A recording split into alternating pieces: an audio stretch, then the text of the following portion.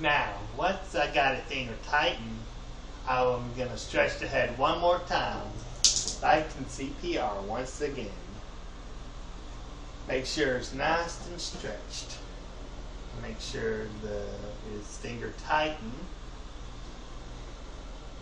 Okay, I'm going to get a drum key. Let's start with a half a turn. Starting in this lug. A star pattern. Go right here. Move on to the next lug.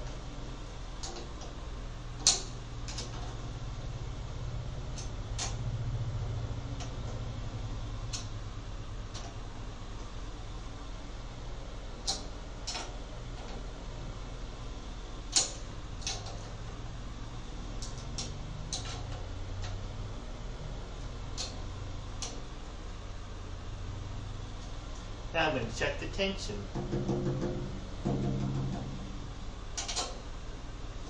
This needs to be a little higher. Good.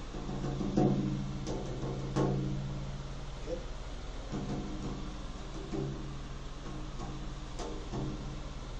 Okay. Now for the second time, still doing a half turn.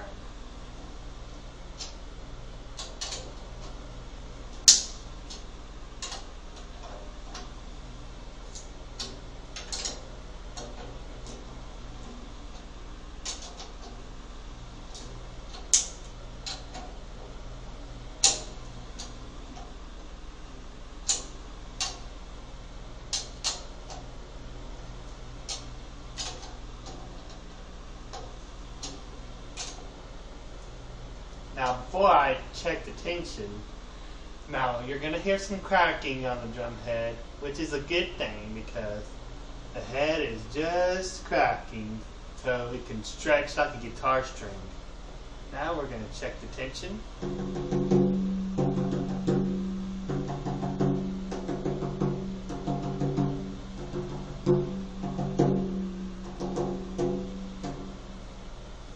Yeah, sounds good. Gonna turn on the snare wires, see how it sounds.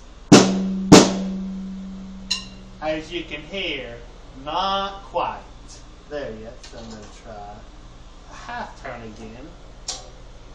I don't want to over tighten it, so it might damage the drum. Just a little bit of a turn, not a whole lot.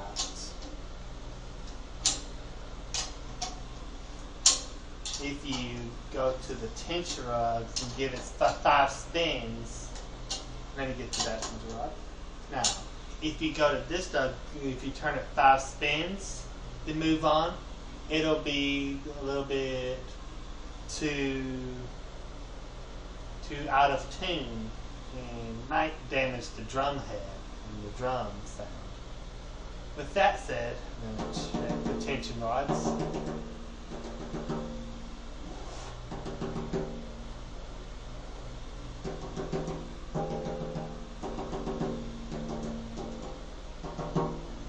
Now I'm going to check the sound. Almost, but not quite.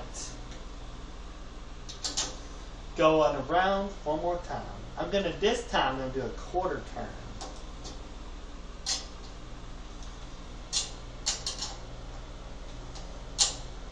Just a quarter turn. And a star pattern.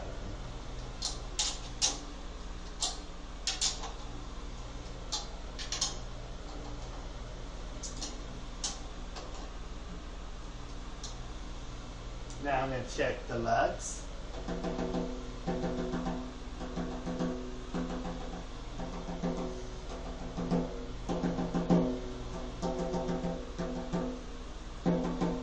Now I'm going to turn on the snare wires, see how it sounds.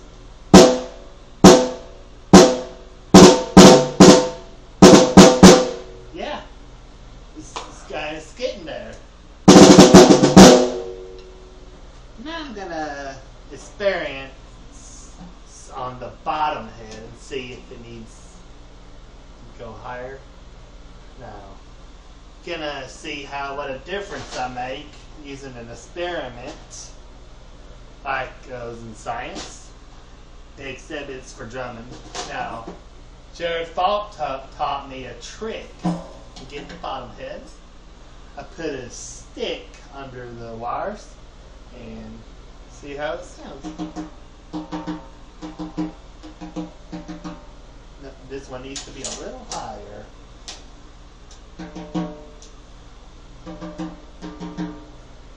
This needs to be a little higher.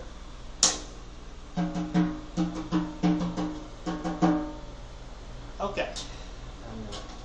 1/4 turn this time.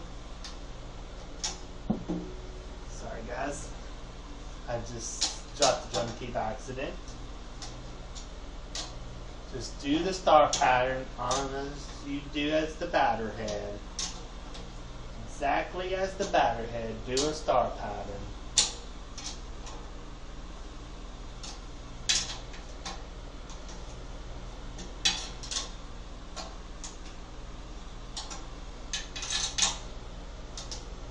Now, it's going to depend what kind of sound you're looking for.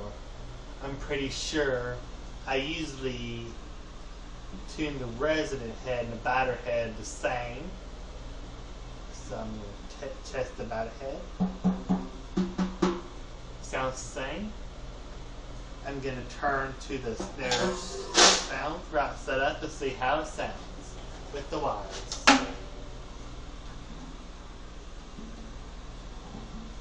Okay, let's see how it sounds.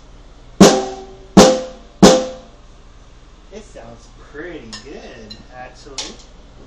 So I'm thinking about raising the tension a little more on the batter, just to experiment. Making it a scientific experience, except for tuning. 1/4 turn, one more time.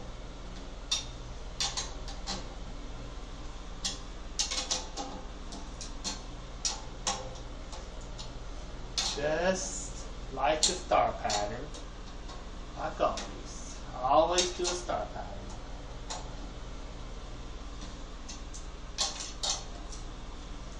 You hear the cracking? It means the drum head is stretching. I'm going to turn on the snares. Yes, got that crack I'm looking for.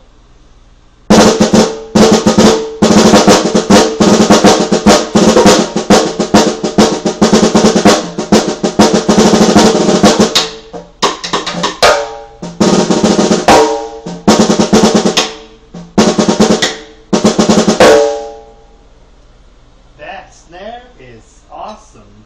It's even better than a coated ambassador. I'm not gonna put a Remo O-ring on there because it sounds good the way it is. Got that nice pop. Not too low, not too high. Because of the Power Stroke 3, it has an under dampening system on the snare drum head. So this time I won't do an O-ring.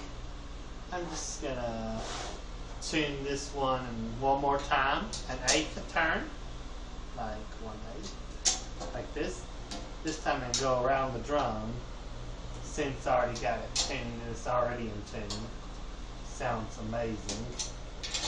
That's why I love these drum heads called Remo.